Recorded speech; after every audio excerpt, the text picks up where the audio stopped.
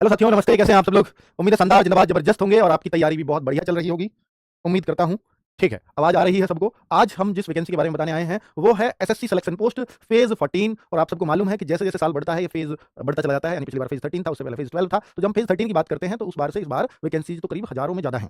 पिछली बार से करीब 1000 के आसपास हम मान सकते हैं, 800 या 1000, जहां तक मुझे ध्यान है। पिछली बार 2000 या 2400 के आसपास इसके बीच में वैकेंसीज थी। एग्जैक्ट ध्यान नहीं आ रहा, 2400 थी या 2000 प्लस थी। तो देख के बता रहा भाई। दूसरा, अब बच्चे बात यह है कि सबसे कम कम लोगों को इस पोस्ट के बारे में पता होता है, सिलेक्शन पोस्ट। वो सीजीएल को सब लोग जानते हो, सीएचएसएल को सब लोग जानते हो, एमटीएस को सब जानते हो, सीपीओ को सब जानते हैं, लेकिन सिलेक्शन पोस्ट या फेज 14 की पोस्ट ये है क्या? या इसमें सीजीएल जैसी पोस्ट भी है? बिल्कुल है। इसमें एमटीएस जैसी पोस्ट भी है, इसमें सीएचएसएल जैसी पोस्ट भी है। 10th वाला बच्चा फॉर्म भर सकता है, 12th वाला भर सकता है, ग्रेजुएट वाला भर सकता है, और ग्रेजुएट वाला 3 फॉर्म भर सकता है। मतलब 3 तरह के 3 अलग अलग वैकेंसीज, मतलब 3 अलग अलग वो एग्जाम्स में बैठ सकता है। फॉर्म तो वो कईयों के भर सकता है ना? कितनी? पिछली बार 2400 वैकेंसी थी, इस बार 3000 प्लस वैकेंसी, तो 600 वैकेंसी ज्यादा है। ठीक है। हाँ, कम लोग इसलिए मैं कह रहा हूं क्योंकि पिछली बार आप देखेंगे, पिछली बार का रिकॉर्ड उठा करके तो आपको 10 लाख से नीचे नीचे इसके फॉर्म मिलेंगे। बाकी आप सीजीएल सीएचएसएल की बात करते हैं तो सीएचएसएल में भी इतनी वैकेंसी होती है, 28-30 लाख फॉर्म होते हैं। तो ये एक बात इसलिए है कम की बात जो मैंने बोली आपको। दूसरा कि इसमें बच्चा ना अपने अकॉर्डिंग वो पोस्ट ही नहीं चुन पाता, क्योंकि 382 तरह के डिपार्टमेंट है, अलग अलग 382 तरह की पोस्ट है। तो पिछली बार एक दिल्ली पुलिस की एक पोस्ट आई थी एएसआई लेवल की, और वो पिछली से पिछली बार थी। अब वो बच्चा ज्वाइनिंग पे चला गया, और उस बच्चे को मैं जानता हूं, एक ही पोस्ट थी और उस बच्चे को मिल गई थी।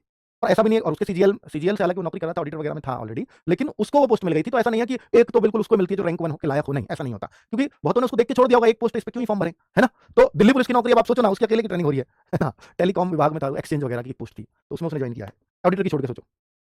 चलो, तो अब मैं बात करता हूं 3003 वैकेंसीज की। तो पहले आप जान लीजिएगा 13 तारीख से इसके फॉर्म स्टार्ट हो चुके हैं। मैं 17 में वीडियो बना रहा हूं, ऑलरेडी अपडेट पे लेट हो चुके हैं, क्योंकि ये 31 मार्च को ये फॉर्म आने थे, तो ऑलरेडी डिले हो चुके हैं। तो उन्होंने सारी कसर इसमें निकाल दी लास्ट डेट में। तो लास्ट डेट 4 मई की रखी गई है, और उन्होंने ये भी एक्सपेक्टेड है कि बहुत ज्यादा इसमें फॉर्म आते नहीं है, तो इसलिए साइट पर लोड रहेगा नहीं, तो 20 एक दिन में फॉर्म भरवा के खत्म करते हैं। तो 20-22 दिन आपके फॉर्म 20-21 दिन चल रहे हैं। लास्ट डेट का ध्यान जरूर रखें। एग्जाम इसका जून में है।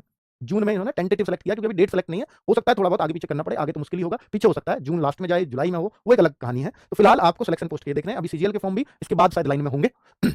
अब आप जब फॉर्म भरते हैं तो आप इस बात का ध्यान रखेंगे कि 1-1 2026 को एज मांगी गई है। बहुत सारी पोस्ट ऐसी है जिनमें 18 से 25 एज मांगी है, जनरल की, ईडब्ल्यूएस की। ओबीसी 3 साल की छूट, एससी एसटी 5 साल की छूट, इससे लगा लेना पर एज से 18 से 25, तो ओबीसी 28 और 30 साल तक 18 से लेकर के एससी एसटी भर सकते हैं। कुछ पोस्ट के लिए 18 से 27 चाहिए होगा, कुछ पोस्ट के लिए 18 से 28 भी है, कुछ पोस्ट के लिए 18 से 30 भी है, कुछ पोस्ट के लिए 18 से 35 भी है जनरल की एज, कुछ पोस्ट 20 से 25 है, कुछ पोस्ट 20 से 30 है, 21 से 27 है, 21 से 28 है, 22 से 28 और 23 से 28। ये एक एज क्राइटेरिया है। तो जो मैक्सिमम एज का क्राइटेरिया था वो है 35 साल तक। ठीक है। अब ओबीसी 38 और एससी एसटी 40 साल तक भी उसमें फॉर्म भर पाएंगे। ये रहा एज की छूट का प्रावधान जो मैंने आपको बताया था। पीडब्ल्यूडी कैंडिडेट्स जो होंगे वो अपना 10 साल की छूट उनके लिए अलग से होती है। उनमें भी अगर वो ओबीसी है तो 13 साल, एससी एसटी तो 5 साल, वो अलग से छूट है। ठीक है। सेंट्रल गवर्नमेंट एम्प्लॉइज वो अप टू 40 इयर्स तक इसमें छूट हो जाती है। और सेंट्रल गवर्नमेंट के अगर वो एससी एसटी से एम्प्लॉइज है तो 45 साल है। सेंट्रल गवर्नमेंट के ओबीसी से होंगे तो 3 साल की छूट, और 40 प्लस 3 हो जाएगी शायद, है ना? चलिए, विडो के लिए अलग से, और ये सब एज का क्राइटेरिया मैं आपको बता रहा हूं। आज हम एसएससी सिलेक्शन पोस्ट की बात कर रहे हैं। बहुत सारे बच्चों को बहुत सारा कंफ्यूजन है कि सिलेक्शन पोस्ट का फॉर्म भरें ना भरें, कौन किसको भरना चाहिए, किसको नहीं भरना चाहिए। भाई कोई भी भर देगा अगर आप उस पोस्ट के लिए एलिजिबल हैं तो। एलिजिबिलिटी कैसे चेक करनी है? 10th पास, 12th पास, ग्रेजुएशन पास। पहले तो आप ये देखिए कौन सा भरना चाहते हैं। अगर आप ये सारा ही भरना चाहते हैं तो फिर आपको देखना पड़ेगा कि कई सारी पोस्टों में कुछ कुछ, किसी में कुछ एक्सपीरियंस सर्टिफिकेट चाहिए, तो किसी में कुछ चाहिए, किसी में कुछ मांगा है तो किसी में कुछ मांगा है। तो आपको ये क्वालिफिकेशंस चेक करनी पड़ेंगी कि 10th के साथ क्या और चाहिए। अगर किसी में कुछ भी नहीं चाहिए तो आपके लिए एलिजिबल हो। आपके सर मेरे पास ये सर्टिफिकेट है तो उसमें आप जरूर भरना, अगर आपके पास वो सर्टिफिकेट हो। ये कैसे चेक होगा? ये बहुत सारे पेजेस का है। अगर मैं एक एक पोस्ट के लिए बात करूंगा तो बहुत सारी पोस्ट की, क्योंकि पोस्ट 382 तरह की है। क्या मैं 382 के लिए अलग अलग क्वालिफिकेशंस बताऊंगा क्या आपको? वो तो बहुत मुश्किल हो जाएगा बच्चों। लेकिन मैंने ना आपके लिए कुछ पोस्ट के लिए छाट करके लाया हूं जिनमें वैकेंसीज अच्छी हैं। पर आप अच्छी का मतलब ये बिल्कुल मत सोचना कि मेरा सिलेक्शन सिर्फ अच्छी में होगा, क्योंकि अच्छी में तो सभी फॉर्म भरेंगे। आप उनमें भी देखना जहां कम वैकेंसीज है और आप एलिजिबल हो, वहां भी प्रबल संभावनाएं होती है। मैंने आपको दिल्ली पुलिस में सभी कैटेगरी में केवल एक वैकेंसी, और उस एक वैकेंसी पे भी वो बच्चा चला गया जिसको मैं जानता हूं, और जो खुद पहले ऑडिटर था। ठीक है। तो अगर हम बात करते हैं तो भाई देखो, एससी एसटी और ओबीसी ये सर्टिफिकेट वगैरह कब का कैसे चाहिए, तो वो सब क्रूशियल डेट उसने इसके बारे में सब कुछ बता दिया है, यहाँ पे आप देख सकते हो। और क्रूशियल डेट जो एसेंशियल क्वालिफिकेशंस की है वो 1-1 2026 ही रखी गई है। एज लिमिट की भी 1-1 2026 ही रखी गई है। ठीक है। ओबीसी का सर्टिफिकेट सेंट्रल गवर्नमेंट का चाहिए होता है। ईडब्ल्यूएस का सर्टिफिकेट जिस फाइनेंशियल ईयर में वैकेंसी आती है उसी फाइनेंशियल ईयर का चाहिए होता है। ठीक है। चलो नेक्स्ट। अब सबसे बड़ी दिक्कत ये कर दी है, देखिए कोई भी बच्चा अगर जितनी वैकेंसीज के लिए चाहे वो फॉर्म भरे, चाहे वो तो या तो वैकेंसी 10th पास वाली होगी, या 12th पास वाली होगी, या वो ग्रेजुएशन पास वाली होगी। अगर उसने मान लीजिए 12th पास वाली 8 वैकेंसीज के लिए फॉर्म भरे हैं, 8 अलग अलग वैकेंसीज के लिए 12th पास वाली के लिए भरा है, तो एग्जाम एक ही होगा उसका। अगर उसने 10th पास वाली मान लीजिए 20 अलग अलग वैकेंसीज के लिए उसने फॉर्म भरा है, एग्जाम एक ही होगा। फिर उसमें से उसके अकॉर्डिंग जैसे नंबर आएंगे वैसे उसको पोस्ट मिल जाएगी। अगर उसने ग्रेजुएशन लेवल वाली वैकेंसीज का फॉर्म भरा है तो एक ही एग्जाम होगा। तो वैसा ही मैं आपको दिखाने जा रहा हूं, और सभी एग्जाम्स में चीजें यही आएंगी बस। फिर क्या फर्क रहा? एक भाई 10th वाला एक दिन आपका एग्जाम होगा, एक दिन 12th लेवल वाला होगा, एक दिन ग्रेजुएट लेवल वाला होगा। ठीक है। बाकी एलिजिबिलिटी आपको चेक करना है कि आपको इनके साथ क्या क्या एलिजिबिलिटी उस वैकेंसी के लिए मांग रहा है। ये आप चेक कर पाएंगे बड़े आराम से उस नोटिफिकेशन से, क्योंकि नोटिफिकेशन 100 कुछ पेज का है। ठीक है। तो जनरल इंटेलिजेंस 25 नंबर के 25 क्वेश्चन है, 50 मार्क्स है, तो क्वेश्चन तो 25-25 ही हैं। और आगे सीजीएल और सीएचएसएल वाले बच्चे सावधान हो जाना, क्योंकि ये रूल अब उनके लिए भी लगने वाला है। तो मैं ये एग्जाम कितना मुश्किल कर दिया है आप ये समझिए कि उन्होंने मेरिट घटाने के लिए एक तरीका निकाल दिया है। कट ऑफ को कम करने के लिए। वो कहते हैं कि पेपर तो हम आसानी देते रहेंगे, लेकिन कट ऑफ घटाने का एक नया तरीका निकाल दिया। जो बच्चे मैथ्स में पूरा पूरा ले आते थे, पूरा पूरा मार्क्स लाते थे, अब वो पूरा कभी नहीं कर पाएंगे। कैसे नहीं कर पाएंगे? कि रीजनिंग को भी आपको केवल 15 मिनट में करना है। सेक्शनल टाइमिंग लगा दी है है। 25 क्वेश्चन जीएस को भी केवल 15 मिनट में, तो ये तो इजीली हो जाएगा, खाली बैठे रहोगे इसमें तो। और इंग्लिश में भी कोई समस्या नहीं है 15 मिनट में करने में, लेकिन मैथ भी 15 मिनट में करना है, रीजनिंग भी 15 मिनट में करनी है। एक बार को रीजनिंग भी हो जाएगी, ज्यादा समय वहां भी नहीं लगता, लेकिन 15 मिनट में 25 क्वेश्चन मैथ के कर पाना बहुत ही अपने आप में दिक्कत वाली बात है। अब बच्चों, आपको जो मेन प्रैक्टिस करनी है ना, वो मैथ्स पे करनी है और मुश्किल सवालों को सीखना ही नहीं है। अगर आप चाहते हो कि इसमें सिलेक्शन हो, तो आप मुश्किल सवालों से नाता ही अपना खत्म कर दो। बस देखना यह है कि भाई आप जो है आसान सवालों को कितनी जल्दी कर पाते हैं, इस बात पर सिलेक्शन हुआ करेंगे। क्योंकि आपके ना तो जीएस में फर्क पड़ रहा है ना इंग्लिश में, तो ये तो आपकी जितनी पहले करते थे उससे ज्यादा ही होंगी, और रीजनिंग भी करीब करीब उतनी हो जाएगी। लेकिन मैथ्स क्या करीब करीब उतना कर पाओगे? नहीं कर पाओगे। इसलिए बेहतर होगा कि आप मुश्किल क्वेश्चंस को सीखना भी छोड़ दो।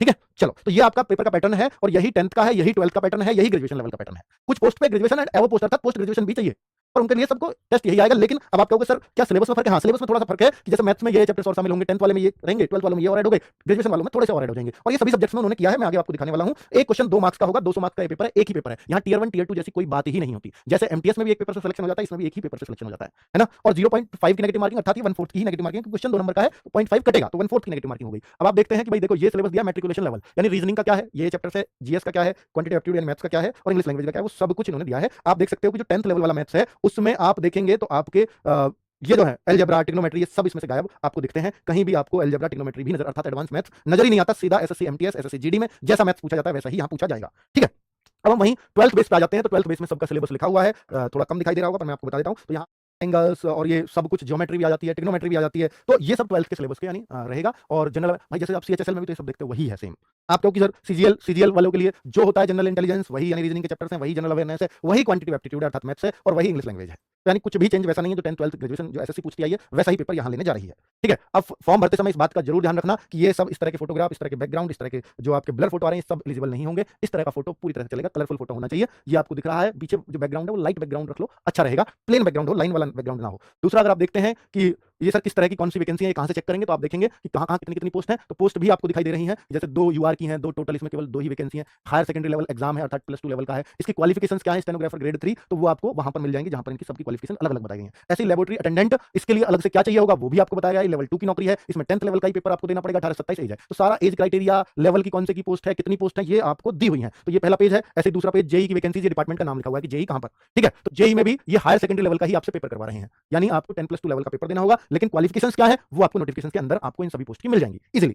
ठीक है, सेम आप यहां देख रहे हैं असिस्टेंट लीगल, तो असिस्टेंट लीगल बनने के लिए आपको एलएलबी होना चाहिए, क्या होना चाहिए वो सब आपको वहां मिलेगा। लेकिन लेवल 7 की नौकरी, अर्थात जो आप सीजीएल में इंस्पेक्टर लेवल की नौकरी ढूंढते हो, वो यही है। ठीक है, ऐसे रिसर्च असिस्टेंट है, असिस्टेंट प्रिंटिंग है, कॉपी होल्डर है, कॉपी होल्डर, तो कॉपी होल्डर ये एमटीएस लेवल की, एक क्लर्क लेवल की, इवन लेवल 2 की, और यहां भी 10+2 लेवल का ही आपको पेपर देना होगा। 10+2 लेवल का ही आपको पेपर देना होगा। ठीक है, चलिए तो यहाँ इसने ये सब कुछ समझाया हुआ है। ये आपको सारे डिपार्टमेंट के बारे में। तो इस तरह से जब हम देखते जाते हैं, तो अपने लिए एलिजिबिलिटी यहाँ नहीं दी, एलिजिबिलिटी अलग अलग पोस्ट का नाम लिख के अलग अलग जगह दी गई है, वो नोटिफिकेशन वो जरूर चेक कर लेना। तो यहाँ अगर मैं बोलूँ तो बहुत सारे पेजेस हैं, तो हमने भी कुछ पेजेस को कवर किया है। तो करीब 382 तरह की पोस्ट है, और इसको सबको मिलाकर के ये 3003 वैकेंसी इस तरह से बनती है। क्लियर है? चलो, तो भाई 18 से 25, 27 ये सब कुछ मैं आपको डिपेंड्स ऑन पोस्ट, ये सब कुछ बता चुका हूं। सिलेक्शन पोस्ट एग्जामिनेशन ये पहले जो लिख रहा था, और अब जो ये फॉर्म तो चल रहे हैं मार्च अप्रैल में, मई से जुलाई के बीच में ये कभी भी एग्जाम होगा, ये पहले था जब ये 30 मार्च को आने वाले थे। तो ये कैलेंडर तो अब गायब ही हो गया। और ये जो है मार्च अप्रैल इसने फॉर्म बोले थे, तो अब फॉर्म ही अप्रैल मई चले गए हैं। और इस एग्जाम की डेट उसने किसमें दी है आपको? जून में। तो जून कर दिया है, तो मई से जुलाई पहले भी दिया था, तो ऑलमोस्ट ये वहीं पर है। तो ये आपको कुछ में ना ऐसा भी है, किसी में टाइपिंग भी चाहिए होगी, पर सभी पोस्ट के लिए 382 तरह की पोस्ट है। आपको खुद देखना होगा कि भाई मैं कौन सी पोस्ट के लिए फॉर्म फिल करूं, वो क्वालिफिकेशंस, वो सब कुछ वीडियो पे डिपेंड मत रहो, थोड़ा नोटिफिकेशन भी पढ़ोगे तो ज्यादा अच्छे से क्लैरिटी से अपने लिए अपने लायक जान पाओगे। क्योंकि मुझे नहीं पता कि ये पर्टिकुलर बच्चे के पास आपके पास क्या क्या योग्यता है, और 382 को मैं एक्सप्लेन कर नहीं सकता, इसलिए आपको ही ध्यान रखना पड़ेगा। और सैलरी भाई देखो, न्यूनतम तो आपको 35,000 इसमें मिलनी ही है, और हाईएस्ट आपकी जो सैलरी जा रही है उसमें 90,000 तक है जो इसमें पोस्ट है। ठीक है, तो 35,000 से 90,000 तक की अलग अलग तरह की पोस्ट है, ये सैलरी के माध्यम से। यहाँ पर स्कीम ऑफ द एग्जामिनेशन ये सब कुछ मैं आपको बता ही चुका हूँ, तो इसमें कुछ भी अलग से बताने की आवश्यकता तो है नहीं। ठीक है, तो फाइनल मेरिट आप सबको पता है कि नॉर्मलाइज होकर के लगती है, अलग अलग शिफ्टों में एग्जाम होता है, तो वैसा ही इसका भी प्रोसेस है। हाइट क्या है? हाइट कुछ नहीं चाहिए, चेस्ट कुछ नहीं चाहिए, मेडिकल कुछ नहीं चाहिए। बाकी एलिजिबिलिटी आप देख लीजिए कि 10th के साथ क्या मांगा है, 12th के साथ क्या मांगा है। कईयों में कुछ भी नहीं मांगा, केवल 10th 12th और ग्रेजुएशन मांगी है।